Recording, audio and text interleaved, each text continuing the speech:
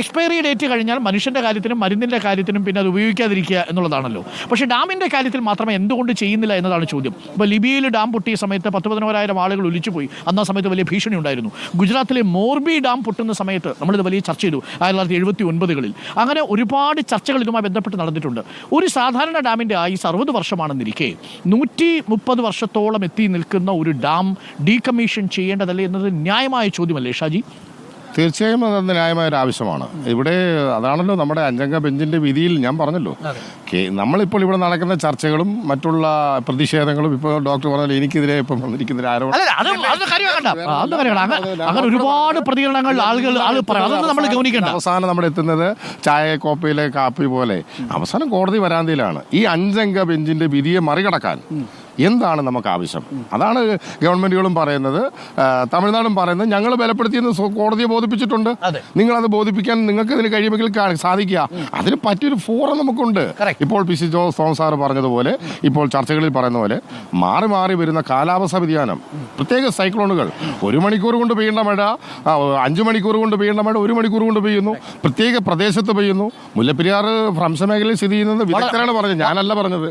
അതും 1-2 4 സ്റ്റഡികൾ നടന്നിട്ടുണ്ട്. ഭ്രംശ മേഖലയിലാണ് എന്ന് പറഞ്ഞാൽ റിക്ടർ സ്കെയിലിൽ 6.4 മുകളിൽ രേഖപ്പെടുത്താവുന്ന ചലനമുണ്ടായാൽ സ്വാഭാവികമായി ഇത് നിലനിൽക്കുന്നില്ല എന്നുള്ളത്. പക്ഷേ വേറൊരു കാര്യമുണ്ട് കേട്ടോ, റിക്ടർ സ്കെയിലിൽ 6.4 മുകളിൽ എവിടെ ഭൂചലനം ഉണ്ടായാലും ആ പ്രദേശത്ത് അണക്കെട്ടുണ്ടെങ്കിൽ അത് തകരും. തീർച്ചയായും അത് കോൺക്രീറ്റ് ഡാമും തകരും, ഈ പറയുന്ന ഗ്രാവിറ്റി ഡാമും തകരും. ടൈംസ് പോലും ഡോക്ടർ കേട്ടതാണല്ലോ, ലോകത്തെ മാധ്യമ രാജാവായ ന്യൂയോർക്ക് ടൈംസ് ഏതാണ്ട് 2000 ഡാമുകളെ കുറിച്ചുള്ള ഒരു പഠനം നടത്തിയതിനകത്ത് ആദ്യം കാലപ്പഴക്കം കൊണ്ട് തകരാൻ സാധ്യതയുള്ളത് ഒന്നും സംഭവിക്കാതിരിക്കട്ടെ, ഞങ്ങളുടെ പ്രാർത്ഥന അതാണ്, ഒന്നും സംഭവിക്കാതിരിക്കട്ടെ. തകരാൻ സാധ്യതയുണ്ടെങ്കിൽ അത് ആദ്യം മുല്ലപ്പെരിയാറാകുമെന്ന് പറയുന്നു.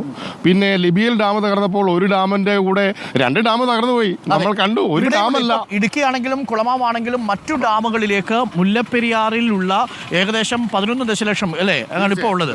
അത്രയും വാട്ടർ ജലം സംഭരിച്ച് നിർത്താനുള്ള ശേഷിയുണ്ടെന്ന് പറയും. പക്ഷേ ആഘാതം അത്ര ചെറുതായിരിക്കില്ല.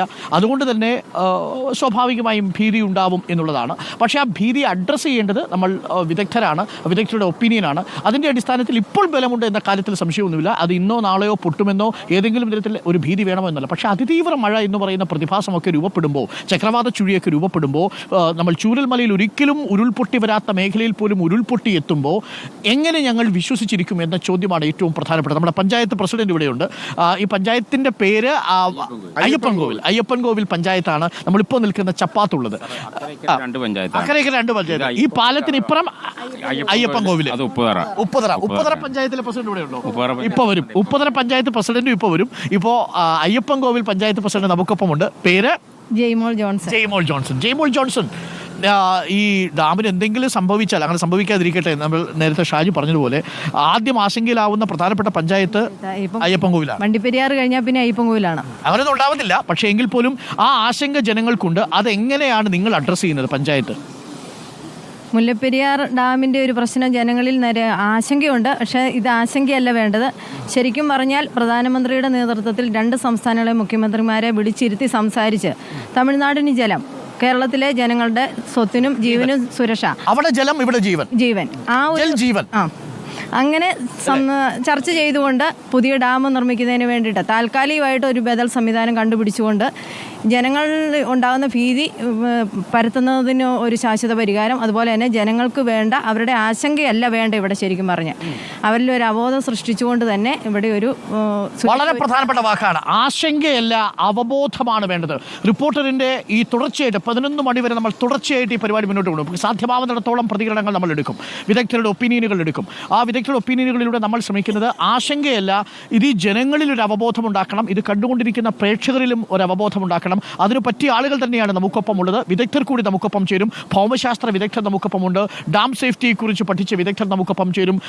മന്ത്രി നമുക്കൊപ്പം ചേരും, റോഷി അഗസ്റ്റിൻ. ഒപ്പം MP ഡീൻ കുര്യാക്കോസ് അല്പസമയത്തുള്ളിൽ നമുക്കൊപ്പം ചേരും. ഇവരോടൊക്കെ നമുക്ക് ഈ നിങ്ങളുടെ ആശങ്ക അതേപടി തന്നെ റിപ്പോർട്ടർ ഈ വിദഗ്ധരോട് ചോദിക്കുകയും ചെയ്യും.